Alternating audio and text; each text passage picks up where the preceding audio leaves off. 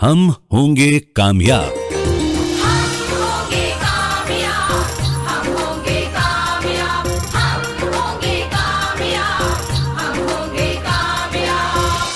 श्रोताओं नमस्कार, आदाब, सत श्री अकाल। हम होंगे कामयाब हमारे इस साप्ताहिक धारावाहिक के दूसरे एपिसोड में आप सभी का हार्दिक स्वागत है, अभिनंदन है। मैं हूं आपका होस्ट और दोस्त रजनीश कुमार शर्मा। जैसा कि आप जानते हैं, इस कार्यक्रम में हम डेवलपमेंटल डिसेबिलिटी के बारे में बात कर रहे हैं। आज इस एपिसोड में हम इंटेलेक्चुअल डिसेबिलिटी के बारे में बात करेंगे। मंदबुद्धि जो बच्चे हैं उनके बारे में बात करेंगे, उनके लक्षण किस तरह से हम पहचानें और उनको किस तरह से आत्मनिर्भर बनाएं। हमारे साथ हैं डॉक्टर सविता सप्रा। आप एम्स के पीडियाट्रिक विभाग में पिछले 30 वर्षों से हर उम्र के बच्चों के साथ काम कर रही हैं। आप क्लिनिकल साइकोलॉजिस्ट हैं। और डॉक्टर शांति जी हमारे साथ हैं। जैसा कि हमने पिछले एपिसोड में आपको बताया था कि आप दिल्ली में एक ऐसी संस्था चला रही हैं जो मंदबुद्धि व्यक्तियों के लिए वोकेशनल ट्रेनिंग और उनकी एम्प्लॉयमेंट के लिए पिछले 34 सालों से बहुत ही सक्रिय काम कर रही है। आप खुद एक मनोवैज्ञानिक हैं, एक मां हैं, तो मैं चाहूंगा शांति जी इस कार्यक्रम को शुरू किया जाए।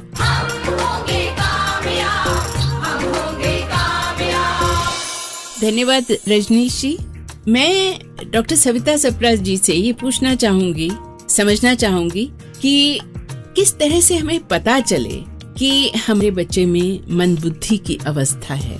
थैंक यू डॉक्टर शांति। मैं सबसे पहले इसके लिए ये बताना चाहूंगी कि हमको ये जानना बहुत जरूरी है कि सामान्य बच्चा कब कब क्या क्या काम करता है, तभी हम जान सकते हैं कि हमारे बच्चे ये पीछे हैं विकास में या नहीं पीछे हैं। तो इसमें हम लोग 4 एज को लेते हैं। ग्रॉस मोटर, हाथों का हिलना डुलना, बैठना, चलना, दौड़ना। कॉग्निटिव, समझ, आसपास के एनवायरनमेंट को समझना।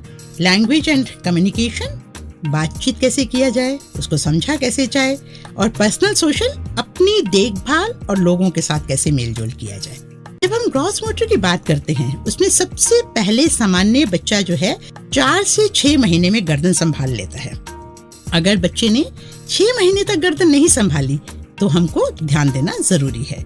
9 से 12 महीने के समय में बच्चा जो है बिना सहारे के बिल्कुल ठीक होके बैठ जाता है। और 12 से 18 महीने के में बच्चा जो है सामान्य वो खड़ा होना शुरू कर देता है बिना सहारे के।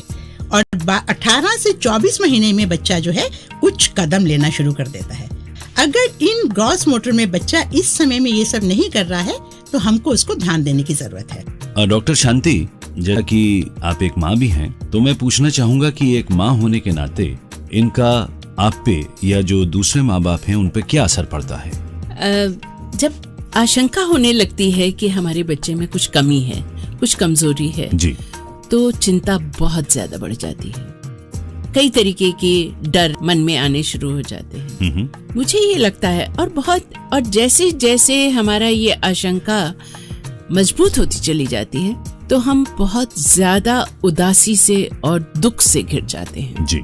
मुझे अपने श्रोताओं से ये कहना है कि देखिए, माँ बाप होने के नाते हमारा ये है कि बच्चे की जो भी क्षमताएं हों उनका पूरी तरह विकास हो सके और हम उस तरफ प्रयत्न करते रहें जी। ये दुख होना, उदासी होना, इसको हमको संभालने की जरूरत है। और मैं अपने अनुभव से ये बताती हूँ कि मुझे भी बहुत ज्यादा परेशानी हुई थी जब मुझे पता चला कि मेरे बच्चे में मंदबुद्धि की अवस्था है। पर मैंने उस शौक को अपने तक रखा और उससे खुद मैंने लड़ाई की। पर मैंने ये सोचा कि बच्चे के अंदर जो भी क्षमताएं हैं वो मेरी किसी कोताही की वजह से कहीं पर अविकसित ना रह जाएं, क्योंकि माँ होने के नाते मेरा बहुत बड़ा कर्तव्य है।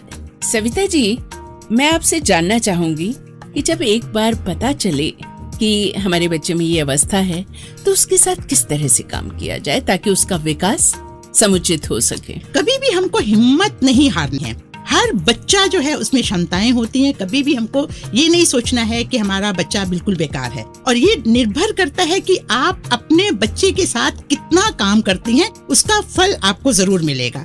एक छोटा सा उदाहरण मैं आपको बताती हूँ कि बहुत छोटी छोटी चीजें हैं कि जिससे कि हम अपने बच्चों की क्षमताओं को बढ़ा सकते हैं। जैसे कि हम लेटे हुए आराम कर रहे हैं बच्चे ने गर्दन नहीं संभाली, हमने अपने ऊपर लिटा लिया। उसमें हम खाली एक एरिया में काम नहीं कर रहे हैं, हम 2-3 एरिया में काम कर रहे हैं। एक तो उससे जब हम बात करते हैं तो उसके बात को जो है उसके कम्युनिकेशन को डेवलप कर रहे हैं। दूसरा, जब हम उसको छूते हैं तो उसके जो है स्पर्श की क्रिया को हम स्टिमुलेट कर रहे हैं। तो एक ही खेलने के तरीकों से उसकी क्षमताओं को हम बहुत अच्छे तरीके से आगे बढ़ा सकते हैं। और हर बच्चा आत्मनिर्भर होता है, ये हमारे पे निर्भर करता है कि हम उसके साथ कितना काम करते हैं। सविता जी, आप विकास के कुछ और एरियाज के बारे में भी हमें समझाएंगी? हाँ, जब हम बच्चे से इंटरेक्ट कर रहे हैं, सबसे पहले हमको ये जानना जरूरी है कि बच्चा हमारी तरफ या चीजों को देख पा रहा है, हमारी आवाजों को सुन पा रहा है, ताकि उसका दृष्टि और सुनने की क्षमता जो है दोनों ठीक है। तभी हम उसके साथ आगे काम करने के लिए हमको जो है उसको बढ़ावा दे सकते हैं।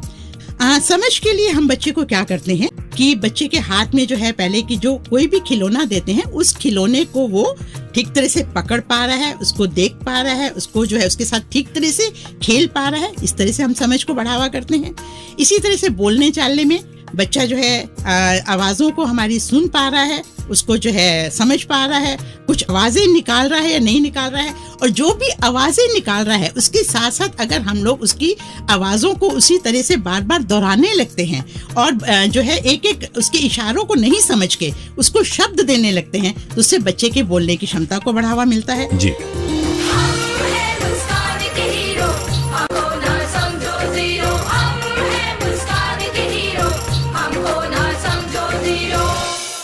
अच्छा डॉक्टर शांति, ये जो बच्चे हैं, ये मैं ये जानना चाहूँगा कि ये अपनी देखभाल किस तरह से करें और अपना जो बाकी लोग हैं उनसे मेलजोल किस तरह से बढ़ाएं? रजनीश जी, दोनों ही बहुत अहम मुद्दे हैं जी। अपनी देखभाल करना तो हर एक को आना चाहिए, और वो देखभाल जो सामान्य बच्चे हैं वो करते करते जल्दी जल्दी सीख जाते हैं, तो हमें पता भी नहीं चलता हमने उनके साथ क्या किया। पर यहाँ पर अपने रोज के काम करने, जैसे खाना है, नहाना है, पानी पीना है, या कपड़े बदलने हैं, या टॉयलेट नीड्स को अटेंड करना है, ये सब चीजें सिखाने से सीख जाते हैं। और इनका बहुत अच्छा असर होता है, क्योंकि एक तो माँ के ऊपर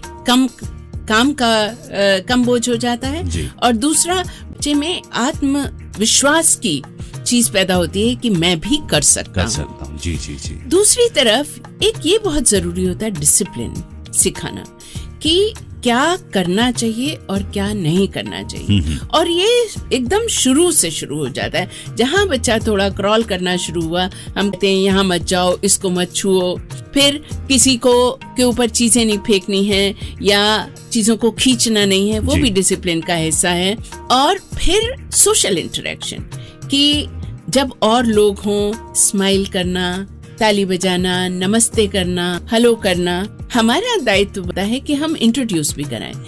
तो हम थोड़ी थोड़ी चीजें, ये तुम्हारे मामा हैं, ये तुम्हारे चाचा हैं, तो इस तरीके से हम सोशल इंटरेक्शन को बढ़ावा दें। कहीं आप बाहर जाते हैं, बच्चे को लेकर जाइए अपने साथ, क्योंकि ये सब सिचुएशंस हैं जहाँ बच्चा सीखता है कि किस तरीके से समाज में व्यवहार करना है। क्योंकि अगर हम अपने बच्चे को स्वीकार करेंगे तो सारा संसार जो है उस बच्चे को स्वीकार करेगा। तो ये हमारे लिए बहुत जरूरी है। जैसे कि शांति जी ने बताया कि हमको बच्चे को घर में छिपा के नहीं रखना। अगर हमारा बच्चे का विकास कम है, हमको उसको अपने साथ साथ और बाहर जहाँ भी फंक्शंस में जाए उसको लेके जाए। डॉक्टर सविता सप्रा और डॉक्टर शांति, आप दोनों का बहुत बहुत धन्यवाद।